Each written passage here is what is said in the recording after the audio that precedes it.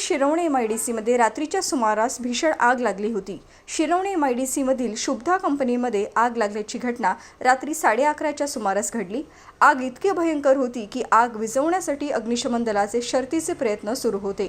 या आगीमध्ये कंपनीचं मोठ्या प्रमाणात नुकसान झाले।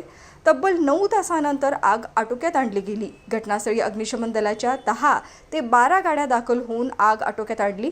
प्राथमिक माहितीनुसार आतापर्यंत कोणतीही जीवितहानी झाली नसल्याची माहिती आबासाहेब पाटील, वरिष्ठ पोलीस निरीक्षक, तुर्भे MIDC यांनी दिली। तर प्रत्यक्षदर्शींनी सुद्धा म्हटलं की रात्री लागलेली ही घटना खूपच भयंकर होती। परिसरात भीतीचं वातावरण होतं। शुभदा पॉलिमर्स म्हणून एक शिरवणे MIDC नेरूळ तुर्भे MIDCच्या हद्दीमध्ये एक कंपनी आहे।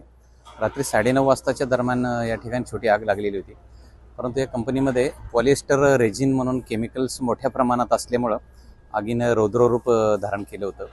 फायर ब्रिगेडच्या जवळपास 10 ते 11 गाड्याच्या मदतीने रात्रभर आगीवरती कंट्रोल करण्याचा प्रयत्न केलेला। आग आता पूर्णपणे कंट्रोल आलेली आहे।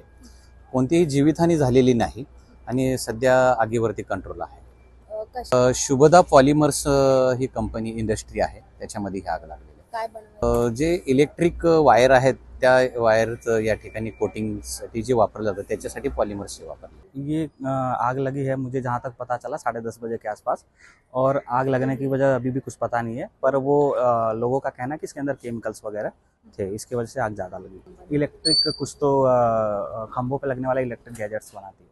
नहीं, नुकसान की भरपाई, हाँ घबराहट तो था। ये नेरुल MIDC एरिया है और अगल बगल ऐसी कुछ बड़ी और भी केमिकल कंपनियां नहीं थी, इसकी वजह से आग पे काबू पाना बहुत फैलने की आशंका कम थी। कितनी घंटे चली होगी? मुझे लग रहा है कुछ 6 घंटे के आसपास चली।